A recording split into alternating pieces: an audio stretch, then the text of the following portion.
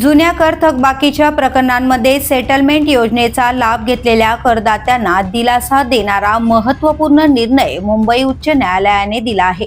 या निर्णयामुळे राज्यातील हजारो करदात्यांना मोठा फायदा होण्याची शक्यता आहे। न्यायालयाने स्पष्ट केले आहे की एखाद्या करदात्याने एमएसटी किंवा सेटलमेंट योजनेअंतर्गत थकबाकीचा निपटारा करण्यासाठी अर्ज केल्यानंतर सरकारला त्यांचा जुना कर परतावा म्हणजेच टॅक्स रिफंड नवीन कर मागणीशी परस्पर वळता करण्याचा अधिकार नाही।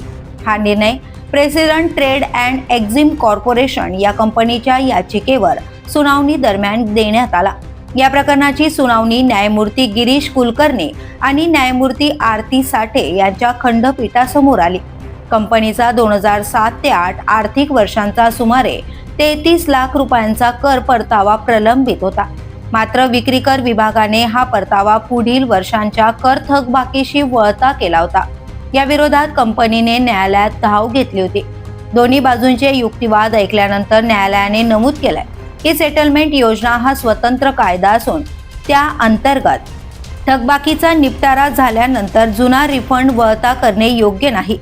या निरीक्षणासह न्यायालयाने कर विभागाचा आदेश रद्द केलाय।